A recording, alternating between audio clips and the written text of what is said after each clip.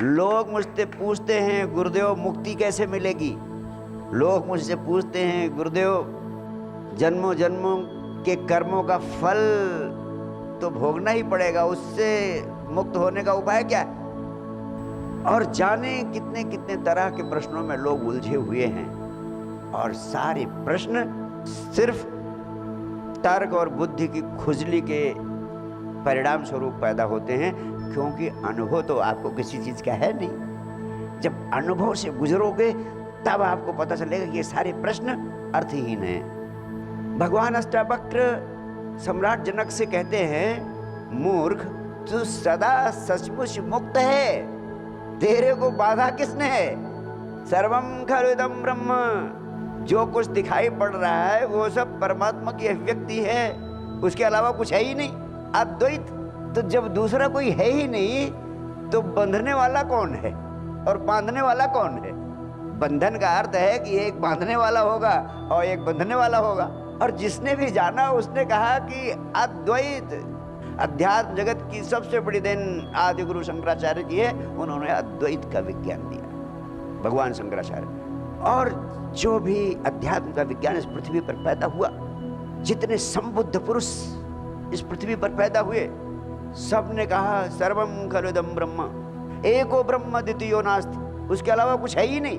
तो जब एक ही है तो कौन बंधने वाला है, कौन बांधने वाला है। भगवान अष्टावक्र कितनी महत्वपूर्ण बात कहते हैं। मैं 21वीं सदी का श्रेष्ठतम आध्यात्मिक सत्य आपके हृदय तक पहुंचाना चाहता हूं कि वास्तव में तुम पैदा ही मुक्त हुए हो। और जब भी मैं कहता हूं कि मैं तुम्हें मुक्त करता हूं, कई बार आपने सुना होगा मैं इस व्यासपीठ पर कहता हूं मैं तुम्हें मुक्त करता हूं, उसके पीछे सिर्फ एक ही राज है। ऐसा नहीं कि तुम बंधे हो और मैं तुम्हारे बंधन खोल के तुम्हें मुक्त करता हूं। वास्तव में जो भी बंधन तुम्हारे ऊपर है वो तुम्हारी मान्यताओं का बंधन है, आपने मान लिया है। सिर्फ मान लेने के कारण जो नहीं था वो बंधन पैदा हो गया है और आप उस बंधन की बेड़ियों में जकड़ गए हैं। जैसे रात आप सपना देखते हैं कि आप तस्करी में पकड़ लिए गए, मीसा में आप जेल में बंद कर दिए गए हैं, और पुलिस वाले आपसे सत्य की पूछताछ करने के लिए आपकी मार पिटाई कर रहे हैं, और आपको पीट पीट कर उन्होंने लहूलुहान कर दिया है। अब जितनी देर आप सपना देखते हैं कितनी पीड़ा में, अनंत पीड़ा से ग्रस्त हैं आप। और जैसे ही सवेरे आंख खुलती है बड़ी राहत मिलती है।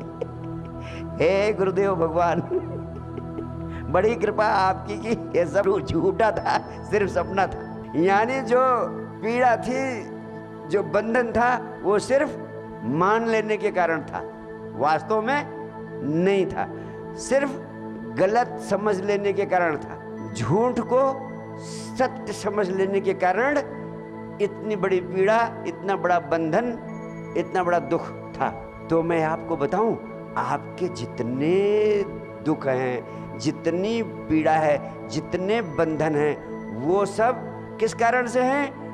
रस्सी को सांप समझ लेने के कारण। आपने रस्सी को सांप समझ लिया, और रस्सी को सांप समझ लेने के कारण आप भागे, हाय रे सांप, उछले और सर दीवार से टकरा गया, सर फूट गया।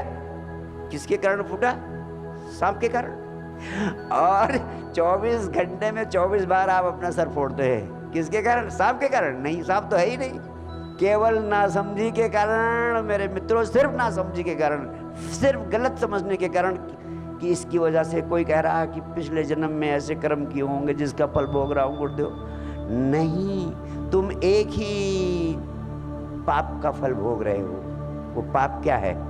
स्वयं को कर्ता मान रखा है, स्वयं को कर्ता मान रखा है।